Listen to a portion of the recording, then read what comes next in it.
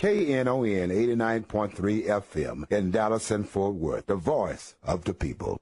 Business owners, tell KNON's listeners about your business. You can put your business or event on KNON. KNON currently has space available to run announcements for you.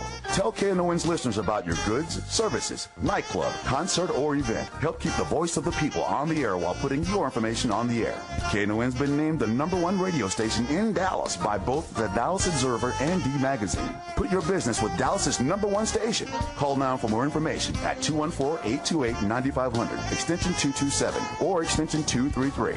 For more information, go to knon.org and click on the Run Spots on KNON page. It's a great way for your business to support community radio while letting more people know about you.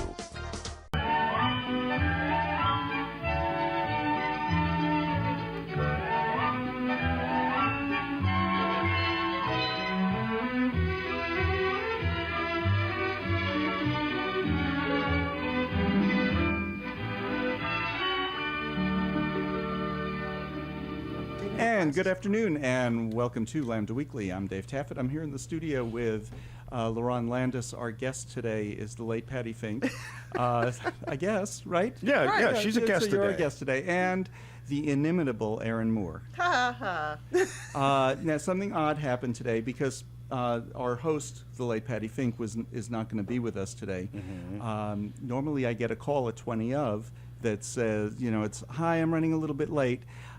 Get it every week. So it's a quarter of. I don't get the call. So I called Patti. And she said, I'm in the elevator. Yes. So that's the key. That's the key. We have to have her as a guest. No, you have to have her and me as a guest. Yeah, okay. That's okay, who drove? Me. I did. She drove, Patti but I'm drove. a Virgo going, we got to go, let's go, come on, we're going. So, yeah. That's what it was. Yeah. Okay. That's what it is, too. It's got go and Virgo. Okay, so here's the reason that we're doing what we're doing. The anal is silent. On Friday, huh? Never mind. Okay, they're on the other side of the desk. I can't even see them where they're sitting, so they're just having this little party over there on the other part of the... Here's what happened Friday. The Fifth Circuit Court of Appeals heard three marriage equality cases. The first one they heard at 9 a.m. was from Louisiana. At 10 a.m. they heard Mississippi, and at 11 a.m. they heard Texas.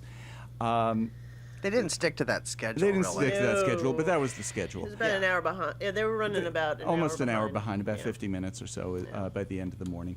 But what happened was there were about 14 reporters in the room who had credentials. Maybe 20 by the time it was... Okay, so about 20 reporters had credentials. One of them was our own, the late. The late Patti Fink had credentials to be inside.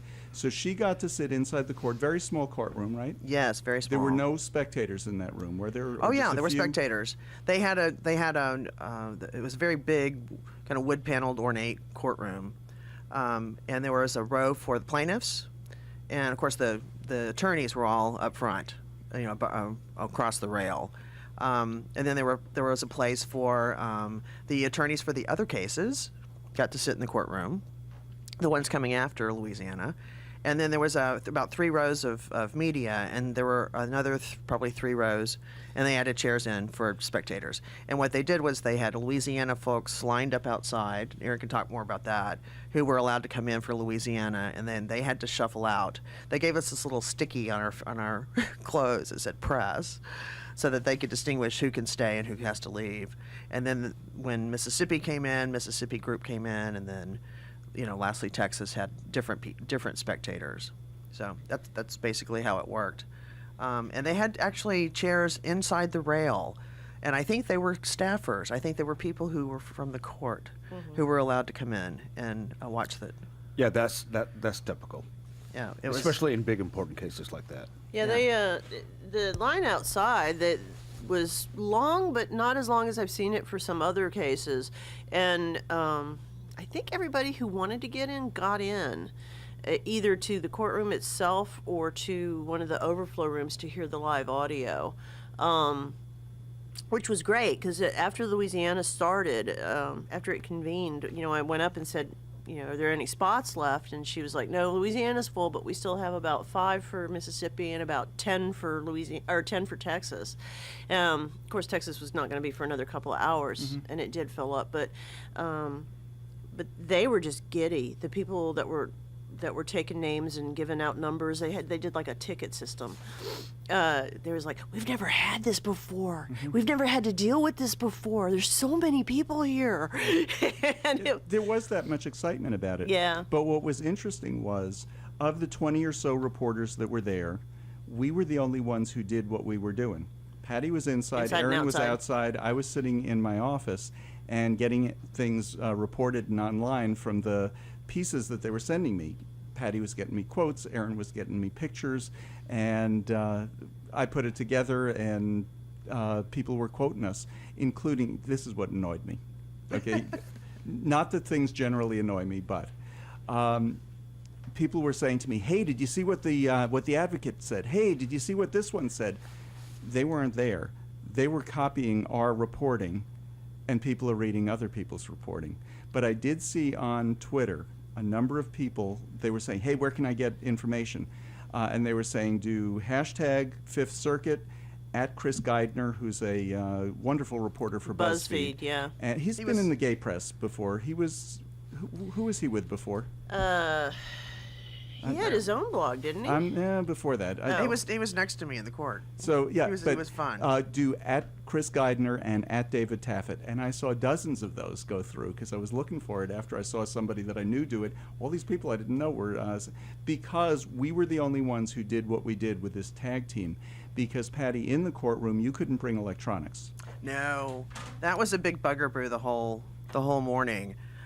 We were told that it had to be off, and in the written instructions it said not even in airplane mode, must be off. Yeah. And when we went through what they called security for the media, several people had recorders and such, and they took those away from them. They said they could have those back afterward.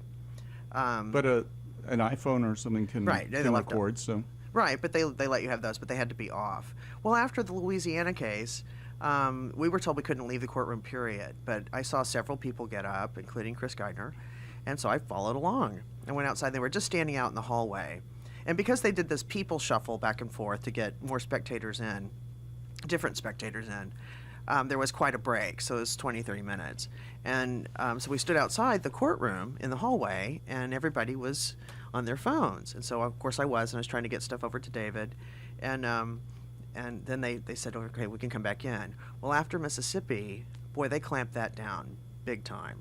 From inside the court and outside the court, they were getting the media to shut it down. Well, because they were starting to see news reports outside, and we were talking about that. It's like, how are people posting already? Because somebody from the New Orleans Advocate already had something posted. So I guess they had somebody inside and outside also. The Advocate? Right. Yeah, they must have. Either that or...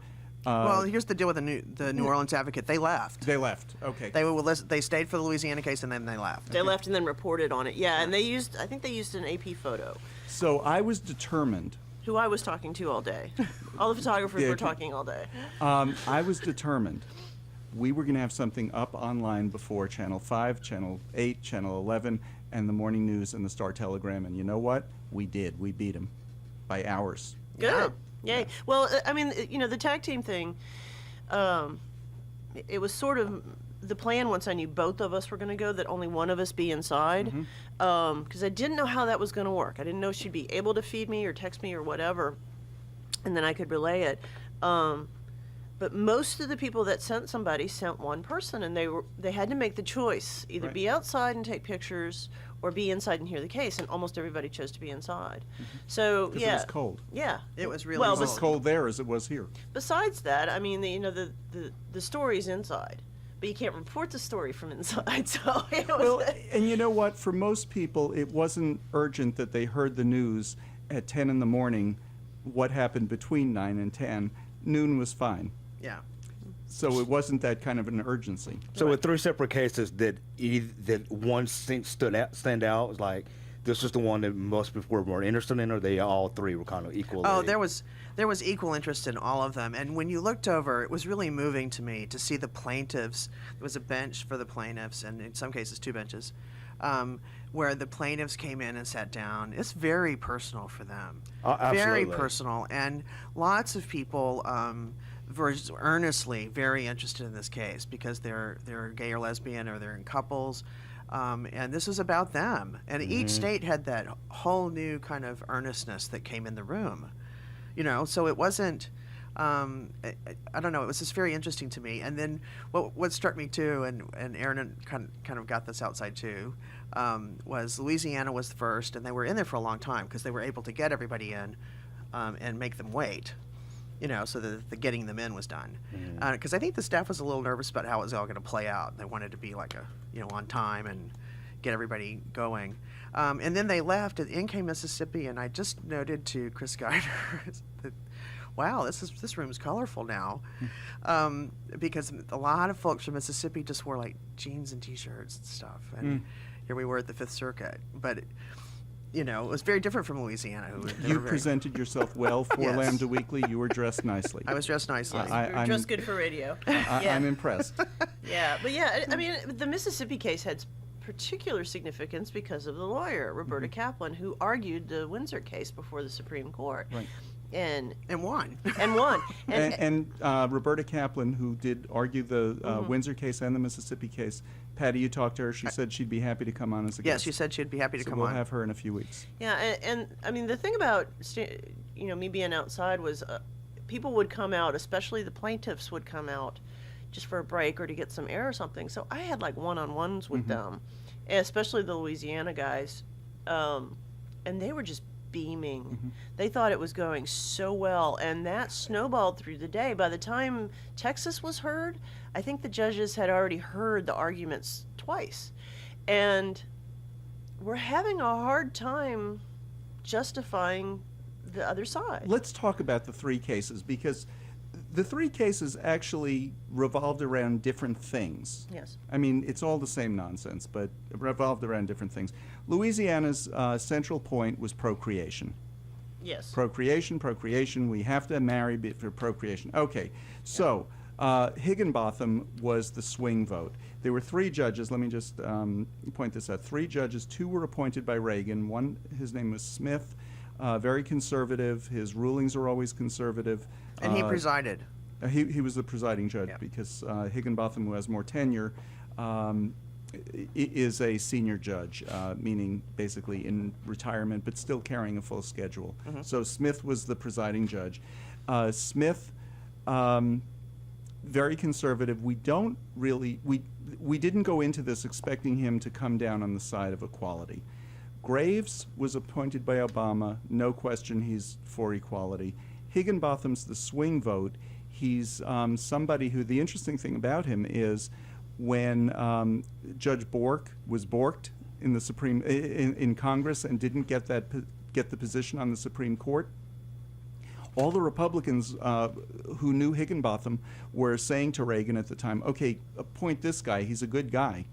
And Reagan was so annoyed about not getting his appointee, about not getting Bork onto the Supreme Court, that he refused. He didn't want to listen to what other Republicans were telling him to do, and he found Anthony Kennedy. Right, and Kennedy's like been such a Kennedy champion. has been the champion, but you know what? It seems like Higginbotham is a very similar person, and he might come out in favor of marriage equality too. Okay, so Louisiana was talking about procreation. That was their main argument. What were some of the questions that were asked?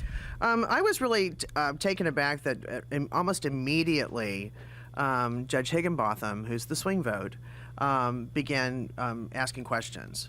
For one, the state of Louisiana, and I'm talking about in the rebuttal, because in the Louisiana case, our plaintiffs lost, and so they went first. And I have to say, Camilla Taylor from Lambda Legal was brilliant, and she was a thinker on her feet. I mean, they asked questions and she shot right back. And then the attorney who represented Louisiana got up, and they just started peppering him with questions. And they began with Judge Higginbotham, and you could just tell from his questions that what he was thinking all the way through, and he was very consistent throughout the day. It was very rare that he kind of threw up. I remember one point thinking, oh, that's the only time he's ever kind of come at it from a conservative point of view, because the rest of the time he was completely pretty liberal. Well, but being a conservative, and he is, I went through a number of his rulings, and he's had some liberal rulings. There have been a couple of times where he and Graves, the Obama appointee, have sided together over the last couple of years on cases where they've served together. But he would come at it and want the answer partially so that he could know how to rebut it. Right. Right. So, and he was very interesting too, and this is just for the whole morning. He would, every time he asked a question, he would lean up in his chair and lean on his desk and be very engaged. And remind you that the lectern that the attorneys were speaking from was like 4 feet in front of them. They were very, very close, right up in their faces. And but every time he asked a question, he'd lean way back in his chair and just kind of have a conversation. And you know, if you listen to some of the recordings, he's very difficult to hear. He was difficult to hear in the courtroom, but it did resonate somewhat. I mean, we could get what he was saying, but everybody was quiet as a pin, you know, like I pin have drop. a suggestion. Right. Body mics. Yeah, there we go. Okay, so But- what are some of the questions? So Louisiana, in that particular case, was talking about referring to this case Turner, which had to do with a gay man in incarceration who was being was deliberately put into a situation where he was repeatedly raped. And so, you know, they were kind of rebutting that. There's some of the judges saying that's not really the case here. This is not a comparison. But then the Louisiana guy, and so Higginbotham did that. He pointed out that's not really what's going on here. This is not related, really. And Louisiana was talking about this deeply rooted right to marry. And I thought, is he arguing for us? That there is this deeply rooted right to marry, and that the state can choose what to dignify.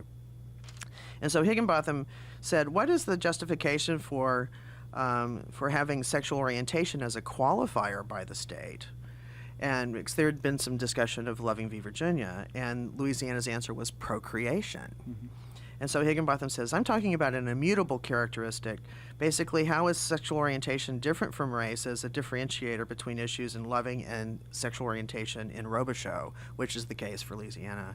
And so it was really kind of interesting to see his questions, especially throughout the day. But for Louisiana, they spent an enormous amount of time talking about procreation and lots of shooting down. Graves But- talked and about... That was their argument.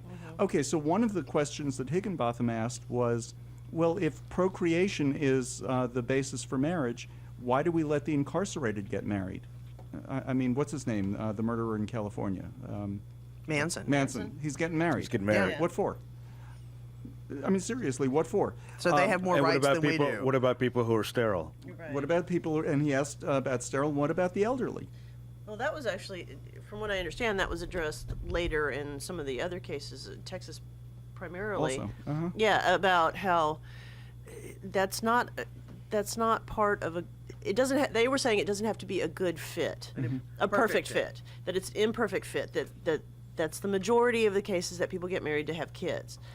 And justices were not buying it, not buying it at all. And people were coming out. Well, because one of the justices, I think it was Higginbotham, didn't he, or was it Graves, who pointed out, well, here in the Louisiana case, some of the plaintiffs have kids and they're raising kids. You're saying it's better that kids are raised by two-parent households, and you're preventing them from having two-parent households. Right. You're saying marriage is stabilizing. Well, here are these families raising kids. Why shouldn't they be stabilized? We're going to talk more about this. You're listening to Lambda Weekly on 89.3 Knon FM. I'm Dave Taffet here in the studio with the late Patti Fink, with Lerone Landis, and Erin Moore. We'll be back with more right after this. This is William. I download Lambda Weekly podcast from lambdaweekly.com.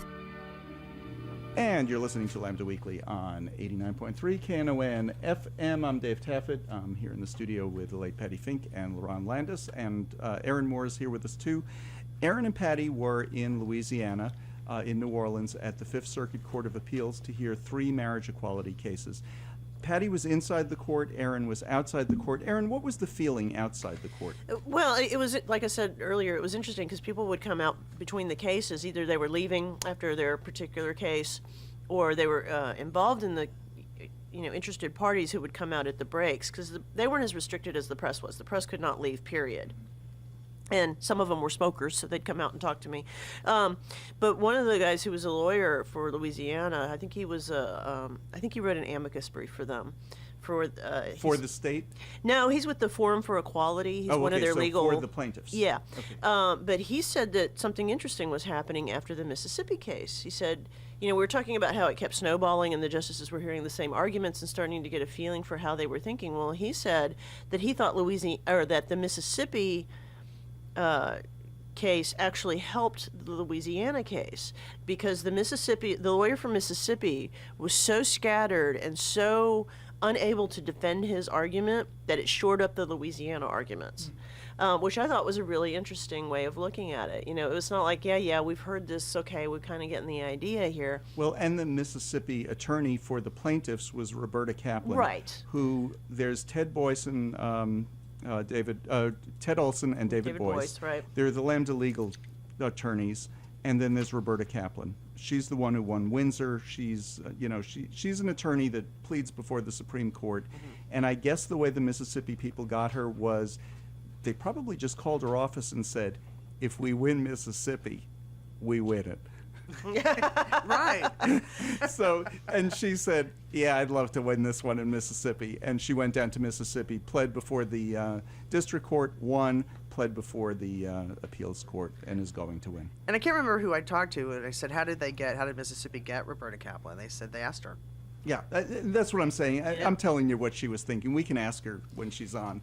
But I'm sure she's thinking, you know what, New Jersey, but Mississippi, I want to win Mississippi. Well, and the I don't want to say it's rumor, but kind of what I heard about why Aiken Gump is defending the Texas defendants is they did not want this case to be bound or restricted by resources. So they just said, we'll do it.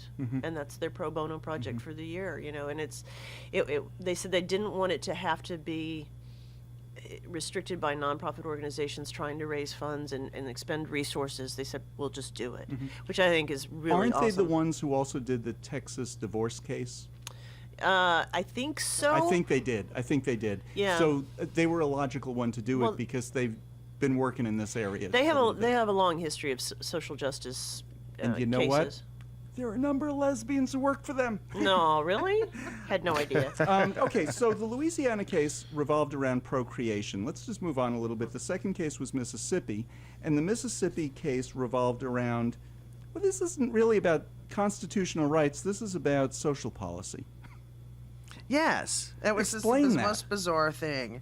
Well, they were talking about it being sort of a general, this was an issue about social policy, like what to do with those gay people. Let's experiment with them, versus a constitutional right. Those people. How can you not ever take the Constitution into consideration? I know, it was social bizarre. Policy, kind of like when we're deciding whether to, take off Friday if the 4th of July is on a Thursday. You take off Friday too. That's, have an extra picnic. It's social policy. Well, the Mississippi guy did actually kind of scatter around. But I tell you, the room was riveted when Roberta Kaplan took the lectern because she talks really fast. She's projects in the courtroom when you listen to, and I encourage everyone to go listen to the recordings of these oral arguments. It's 30 minutes each side, and whoever's appealing the case goes first. And then the other side goes through 30 minutes, and then the other side reserved a few minutes to rebut anything they offered. And of course, the judges were free to pepper them with questions throughout. Okay, so Roberta Kaplan, before she even started her own arguments, Roberta Kaplan's doing the second case, which is Mississippi, but she rebutted Louisiana. Yes, one of the first things she says when she gets to the lectern is, I want to correct my brother from Louisiana, meaning the state of Louisiana's attorney, in that he had basically argued that the state of New York, had there not been marriage equality passed in the state of New York, there would be no Windsor. And she very quickly rebutted him and said, and this is the guy from the previous hour, a different case. She says, I just want to correct my brother from Louisiana. Windsor and Edie and Theo were married in Canada. Right. Before New York had marriage equality. Yeah, Had exactly. nothing to do with New York. Right. So in terms of like tying them all together, that was like immediately, because I'm like chomping at the And bit. her case started before marriage equality was in, before New York got marriage equality. Right. Yeah. I mean, she started her case several years ago, Right. after Theo died. And that was specifically about DOMA. I mean, that's what got struck down, was Section 3 of DOMA.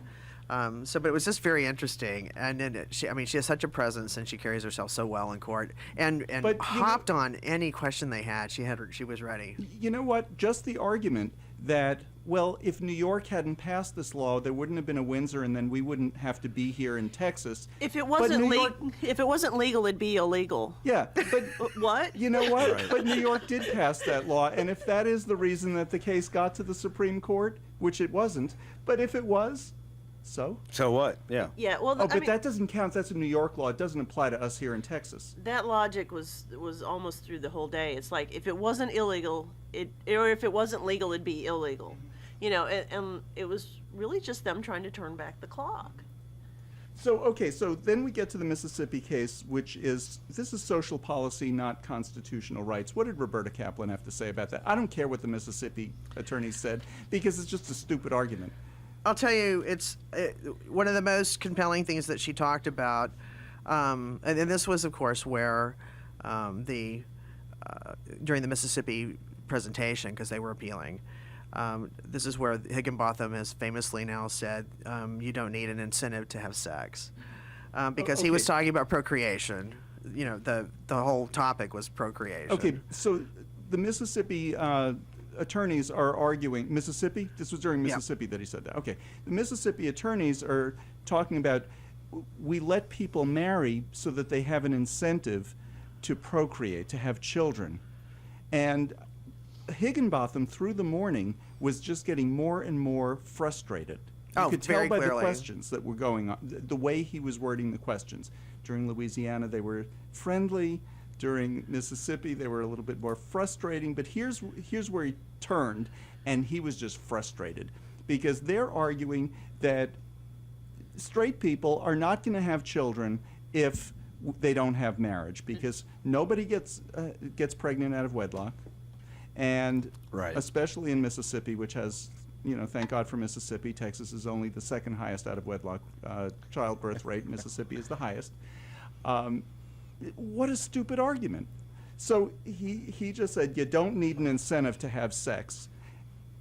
The way he said it, you knew that the rest of the sentence was, you stupid Yeah.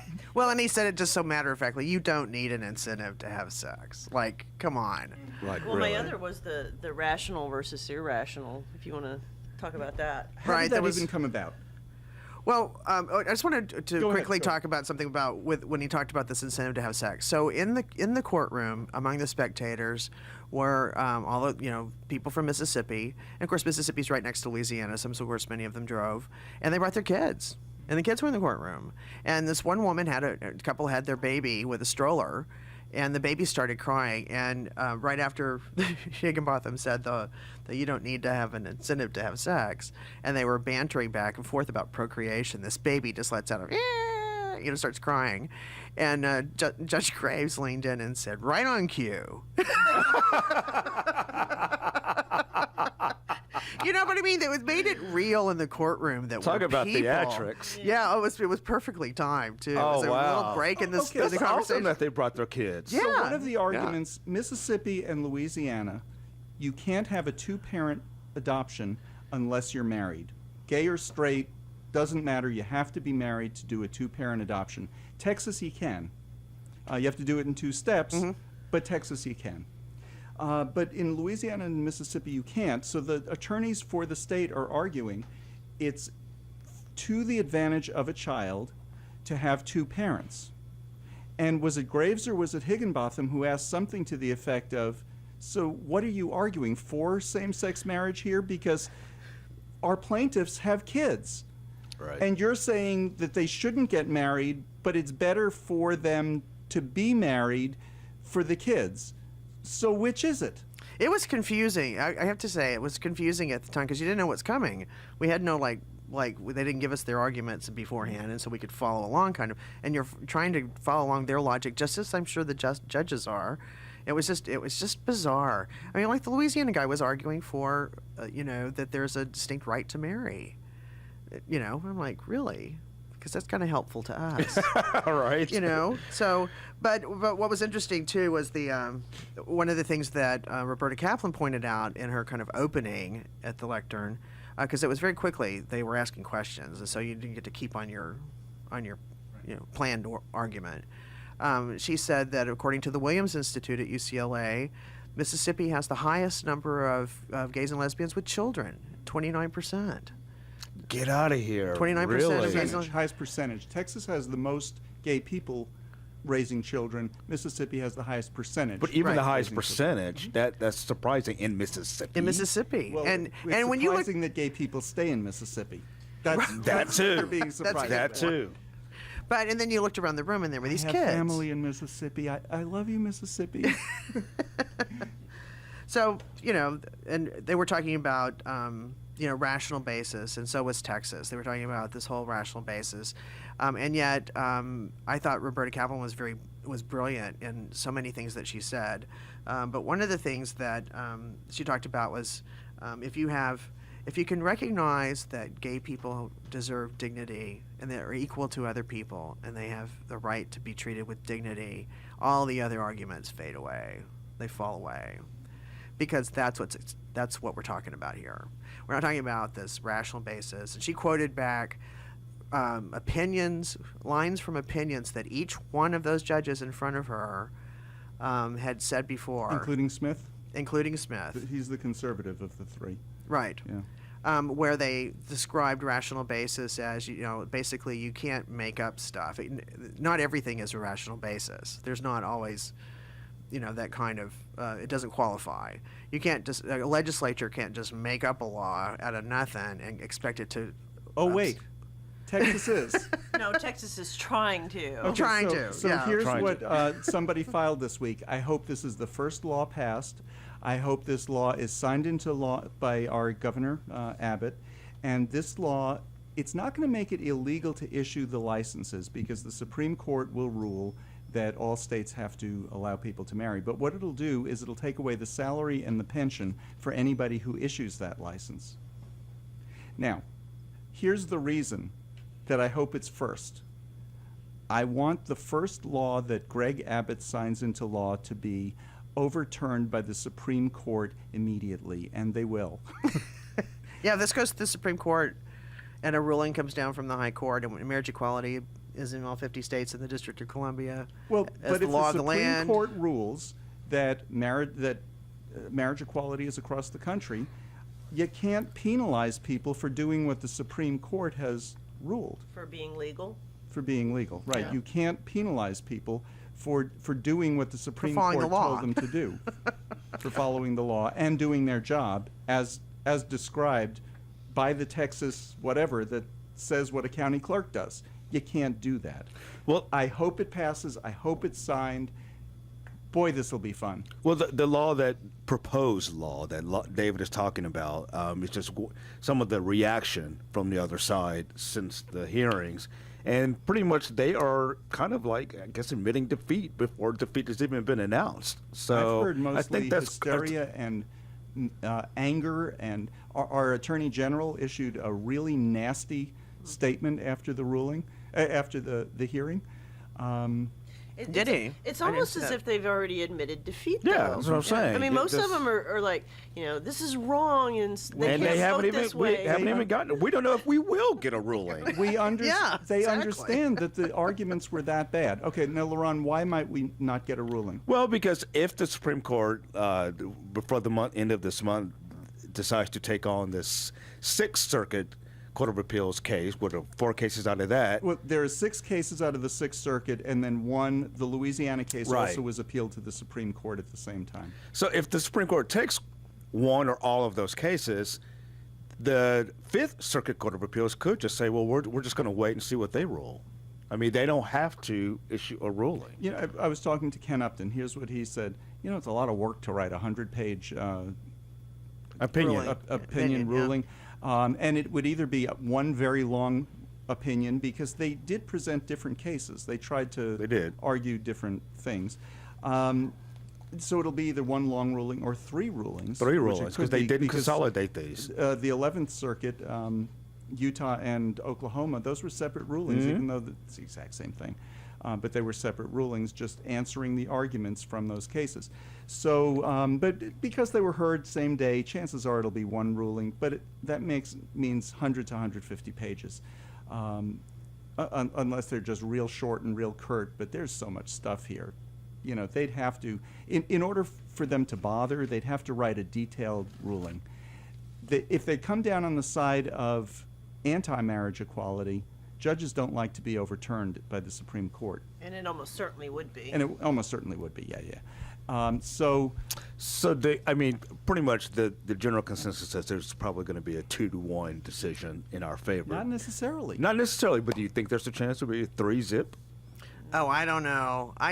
You saw Smith in action. Do you think he could come down on the side of marriage equality or no? And I only asked that. I don't think he plans to. I think he made up his mind before he went in, because he just kept hammering Baker v. Nelson, the imperfect fit, and to which both Roberta Kaplan and Neil Lane for Texas said this is not an imperfect fit. There is no fit. There is no connection between procreation and marriage in terms of who gets to have it. So if older couples, if couples who don't want to have straight couples who don't want to have children, that's not an imperfect fit. You know what marriage is about? It's not about procreation. A lot of people who are married do have kids. It's about how you pay your taxes.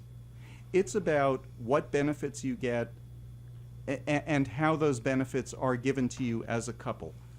It's about all kinds of things like that. Hospital visitation, responsibility for paying off a credit card when your husband or wife dies.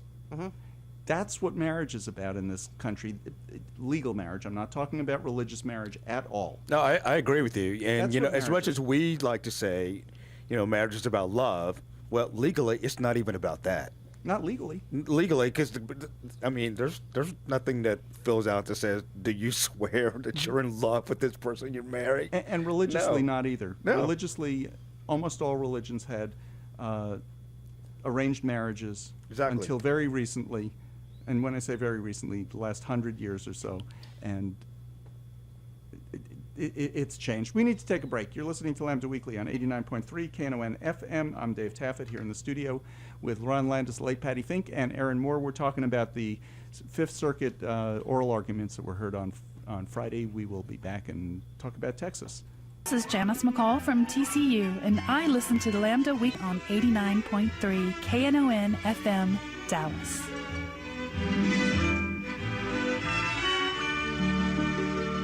And this is Lambda Weekly on 89.3 KNON FM. I'm Dave Taffet here in the studio with the late Patti Fink, Ron Landis, and Erin Moore. Patti, let's just sum up Mississippi. What else did you hear from that one? Well, there was a lot of discussion in all three cases about rational basis.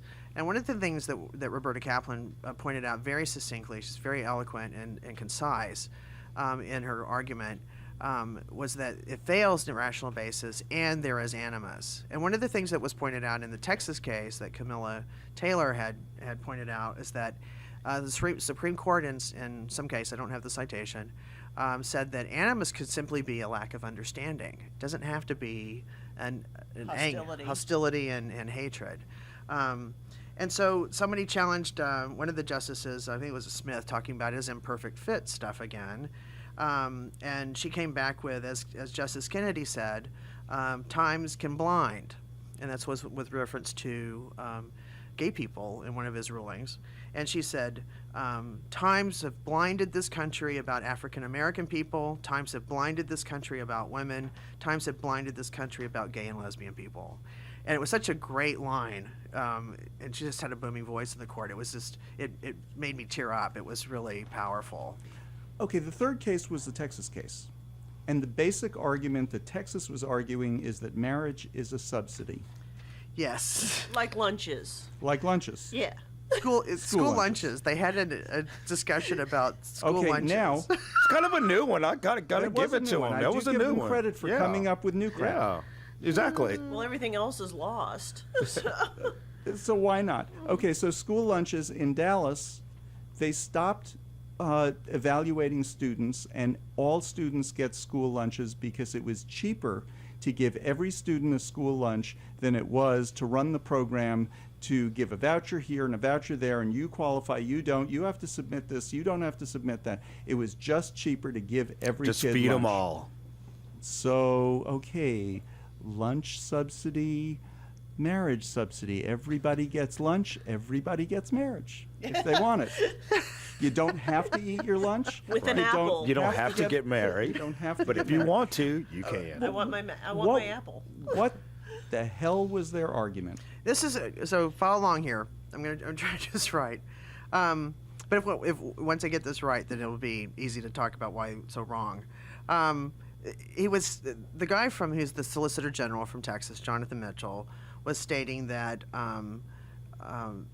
there were really 2 points that the state had an interest in saying, and that it was all rational basis, not heightened scrutiny, not any form of anything else. It was rational basis, and that the state had 2 interests: 1, to encourage couples to produce children; 2, to discourage unplanned out-of-wedlock births. So their argument is that gay people do not advance those state interests. So gay people getting married does not encourage couples to produce children. It does not discourage unplanned out-of-wedlock births. Because if we keep it illegal, oh, go ahead, finish. So, but he was Right. he basically declared that marriage is a subsidy, and all of the justices sat up in their chairs, and a couple of them said, "What?" And What did you say? And the people in the room were, "What?" And So and was so it Graves who talked about school lunches? yeah, see, they had they bantered about, are you saying it's like a school lunch program? And he said basically yes, because they're only targeting a certain set of kids, those who can't afford to have, Except in Dallas, where everybody gets it. So why don't we just have marriage for everybody in Dallas? Because we understand it's okay for every kid to eat. Kind of like Missouri and St. Louis. Uh-huh. Yeah, you can only get married in St. Louis. But Judge Graves was talking about, well, that's like a program for school kids eating lunch. This is about people's lives. And these are human beings that share a life together, kind of thing. And so it was just really an interesting kind of thing. But they made the judges in their questions made him say it several times. Texas believes that marriage is a subsidy and only a subsidy. And again, this fits right in with the Mississippi argument that you need to subsidize sex for straight people. Yeah. If we don't subsidize this, straight people just aren't. They're not going to get married. They're not going to have sex. Therefore, they're not going to produce kids. And Higginbotham's line, "You don't need an incentive to have sex," applies here too. Mm-hmm, What are you absolutely. subsidizing? Exactly, and it sort of built on everything through the day. And so when the Texas case started, it was pretty telling where they were going. Excuse me. And then one of the great ones of the day was when Texas said it's too soon to know what will happen with it. And again, this comes back to the whole social policy. Meaning, what's going to happen with gay marriage? Yeah, well, how's that going to affect How's it gonna work? society and the future? And one of the things that Roberta Kaplan had done rather preemptively in the Mississippi case was to say, and so people talk about, what's going to happen, and she said, well, we've got an answer to that. There's been marriage in Massachusetts now for 10 years. Mm-hmm. The divorce rate hasn't gone up, No, it's gone down. and it hasn't restricted heterosexual people are marrying in the same rate that they were before. Right. So, that argument is gone. There's no basis for that. And yet Texas brought it up. The Solicitor General for Texas brought it up. Well, and because so, he had already written his speech. Right. So Judge Graves says, "Well, what's your magic number? 5? 20?" Well, it's not 5 because Massachusetts is more than 10. Right. And so Judge Higginbotham says, "So you want to wait and see, like a wait and see is a noun?" And he said, "Yes, basically, they want to see." And it just sounded so stupid because it's all been shot down Well, before. see, that argument is the one that let's appeal it to the appeals court. Then we'll ask for an en banc hearing. Then we'll take it to the Supreme Court. And the reason for that isn't because, especially in the Ninth Circuit, the West Coast, which is the most liberal court, they've ruled again, and they've ruled again. Well, we want en banc because we think we're going to get a different ruling. Well, they know perfectly well they're not going to get a different ruling. They just want to delay it. Right. Yeah. And that's the tactic now. It is. Let's just delay it. Right. And so there was a question about animus and the definition of animus. And the Texas Solicitor General kept talking about animus. And so Judge Higginbotham said, what's behind this fear of homosexual people? Is it not animus? And so Judge Graves asked him, how do you define animus? And he said, irrational prejudice. That's the Texas Solicitor General said, that Texas defines it as irrational prejudice. And so Judge Higginbotham, from his lean back position in his chair, says, what is rational prejudice? So it's a good question. If it is. It is. I mean, it's just so ridiculous. But that's where I'm saying he reached this turning point in the Mississippi case where he just wasn't putting up with it anymore. He had had enough. It was becoming the same stuff over and over. And I'm sure his wheels were turning about, for one, what is your rationale here? You know, we've heard your, encourage people to have kids and discourage, unwed or unplanned out of wedlock Unplanned births. pregnancies. And how could gay people even impact that? Yeah. Like if gay people got married, how does that Exactly. prevent people from having, backseat experiences? Well, but the argument that you want kids to grow up in a stable home and marriage creates a stable home, and here are the plaintiffs with kids. Right. Now, the Texas case, the two from Austin have kids. In fact, one's pregnant, and they have one kid already. One's pregnant, yeah. Yeah. I mean, and the thing to me was they kept saying 2 parents is best for children, 2 parents is best for children. And I think they thought that the court was going to agree with them, that they never thought to include opposite gender parents. Because that's their thinking. 2 parents equals man and a woman to them. And it never even...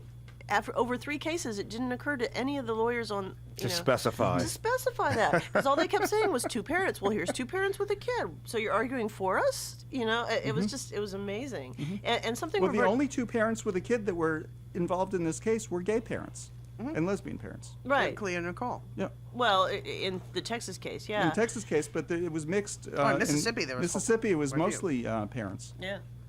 So when they finally got him to define animus as something reasonable definition, he said hatred, prejudice, bigotry, and Judge Higginbotham says, isn't animus more than that? And the Solicitor General for Texas said, yes, but that's not what's going on here. And so many people in the room gasp because that's exactly what's going on here. It's really pretty amazing. Well, anybody who can argue that if you get married, if Patti, you and Erin were to get married here in Texas, that's going to affect my marriage. How so? Yeah, well, logic has never followed into this. If they know anything about the gay and lesbian community, it's got to be based in religion that they're trying to bring into a civil hearing, and it's just not ever going to work. It's going to affect my religious. Well, the cray-cray guy that I talked to after was trying to say that your freedom is going to oppress my oppression, essentially. It was by you having this right, you're oppressing my right to discriminate against you. Was the summation? That's essentially it. Was this the summation of his argument? And the answer to that is, why, yes, it is. Lerone, you're not being able to sit at the Woolworth's lunch counter is affecting my right to not have you sitting where I want to sit. Essentially, I mean, it's the same argument. Right. It's the same argument for discrimination. I want to discriminate against you not getting married, even though it in no way affects my getting married. I don't want you to sit at the lunch counter because I don't want to sit at the same counter as you, and your sitting there affects my right to not want to sit with you. I mean, it's the exact same argument. I mean, they were twisting in knots afterwards. Well, there was one line that Higginbotham used. Do you have those words? I don't know. Oh, those words, will Mississippi change its mind, have resonated in these halls before, is what Higginbotham said. Was that at the end of the Texas case? No, at the end of the Mississippi case. Right. What he was saying to them by saying that was, this, all of you people who are arguing against, you're Marriage the equality. same bigots that were arguing against black people sitting at the lunch counter, black kids and white kids going to school together, black kids and white kids, whatever. It's the same argument. Oh, it's exactly the same argument. I just want to throw out a quick line from Judge Graves when they were talking in the Texas case about Loving v. Virginia and Minnesota's Baker v. Nelson, and then what gay life was like for gay people in the 70s. And they were going on and on about that. Well, in 1972, people were still in the closet. They could lose their jobs. They could be put in jail. All of this. And Judge Graves chimed in. He says, all of this talk about Baker v. Nelson is in the 70s is making me nostalgic for my Afro and my 8-track tapes. Did he really? He did. He That's did. awesome. It was quite a line. Well, he's obviously, from his rulings that I've read, he's the it-getter. Mm-hmm. And he's out there. I mean, the brand new judge on this court, and he's not kowtowing to the judges who have more experience at all. He came in and hit the ground running, and he has been disagreeing left and right with the other Fifth Circuit judges. Well, and at the press conference after everything, it was striking to me that even Roberta Kaplan commented on this. She said, wow, you guys are easy. Because all of the questions were, so after you win this, 'cause everybody in the courtroom thought that the state's cases were not made. Mm-hmm. That even if you believe otherwise, just from a legal standpoint, that the state's cases were not made. Mm-hmm. So, yeah. And any predictions on when? I think we will get a ruling. Well, I just want to say that the Neil Lane at the end of the Texas case, right before they say the case is submitted, he said, I join with Texas in urging you to take up this case and render an opinion regardless of what the High Court might do in its conference today. So I'm hoping they certainly do a ruling. There is a reason for them to issue a ruling in favor of marriage equality. And that would be one more court weighing in. They'd be weighing in on different arguments than the other courts have weighed in on. I mean, they're all stupid arguments, but they can debunk more arguments here. And it just backs up the Supreme Court when they issue their ruling that, now, how many courts? There are 11 circuit courts. The 6th voted against, and 2 courts have not weighed in yet. So 11th and the 5th. Yeah, They're the only ones. No, and also the one, North Dakota, South Dakota, what is that, the 7th? Oh. I think that's the 7th. So 3 courts either were against or haven't weighed in. 5th Circuit now might weigh in. The reason for them to do it is to be on the right side of history, to just give a couple more arguments and debunk more arguments, go on the record. And especially with as nasty as Texas is planning on being already, they might want to go on record so that when Texas does stupid things like this, the court can say, I don't think you read my ruling. So Right. there is that reason. One thing they wouldn't want to do, if Higginbotham were to go against, which from his I kind of questions really he's doubt not. it. If He's you were not. heard all of it, it's clear how he's thinking. Yeah, I mean, you stupid was at the end of the sentence that he didn't say, just like we don't say that on the air. Right. But if they were going to rule against, judges don't like to be overturned by higher courts. And that would be a reason not to rule.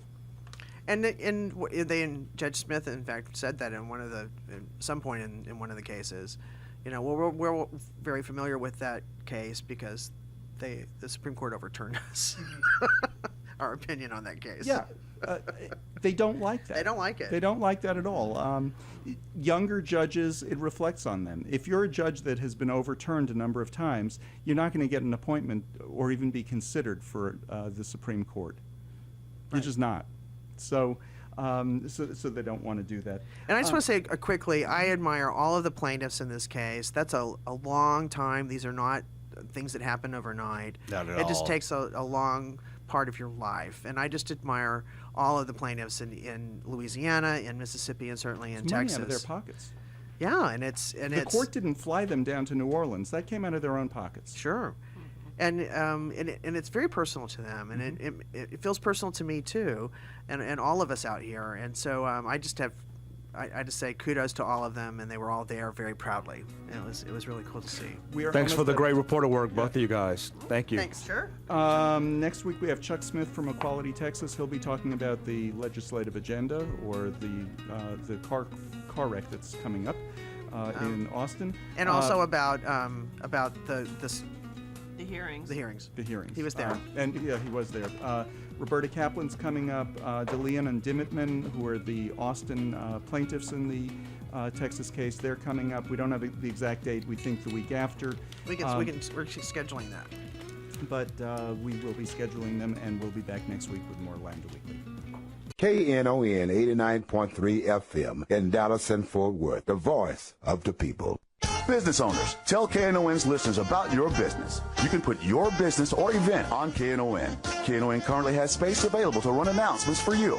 Tell KNON's listeners about your goods, services, nightclub, concert, or event. Help keep the voice of the people on the air while putting your information on the air. KNON's been named the #1 radio station in Dallas by both the Dallas Observer and D Magazine. Put your business with Dallas's #1 station. Call now for more information at 214-828-9500, extension 227, or extension 233. For more information, go to knon.org and click on the Run Spots on KNON page. It's a great way for your business to support community radio while letting more people know about you.